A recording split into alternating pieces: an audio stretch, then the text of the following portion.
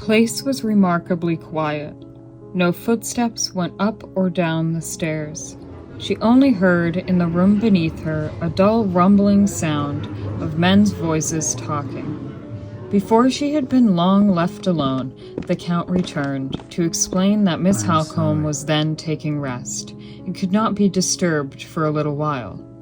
He was accompanied into the room by a gentleman, an Englishman, Nice to meet you. whom he begged to present as a friend of his. After this singular introduction, in the course of which no names, to the best of Lady Glyde's recollection, had been mentioned, she was left alone with the stranger.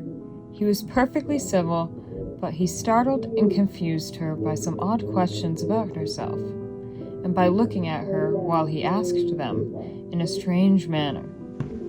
After remaining a short time, he went out, and a minute or two afterwards, a second stranger, also an Englishman, came in. This person introduced himself as another friend of Count Fosco's, and he, in his turn, looked at her very oddly, and he asked some curious questions, never as well as she could remember, addressing her by name, and going out again, after a little while, like the first man.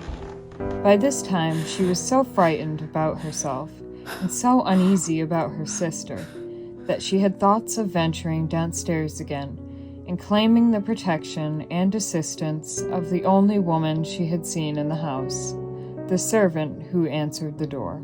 Just as she had risen from her chair, the Count came back into the room.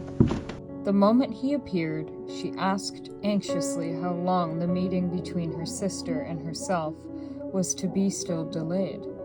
At first, he returned an evasive answer, but on being pressed, he acknowledged, with great apparent reluctance, that Miss Halcombe was by no means so well as he had hitherto represented her to be.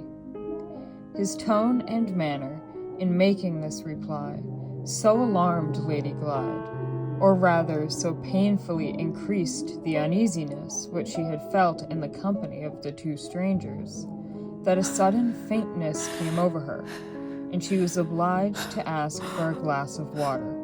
The Count called from the door for water, and for a bottle of smelling salts. Both were brought in by the foreign-looking man with the beard. The water, when Lady Glyde attempted to drink it, had so strange a taste that it increased her faintness, and she hastily took the bottle of salts from Count Fosco and smelt at it. Her head became giddy on the instant. The Count caught the bottle as it dropped out of her hand, and the last impression of which she was conscious was that he held it to her nostrils again.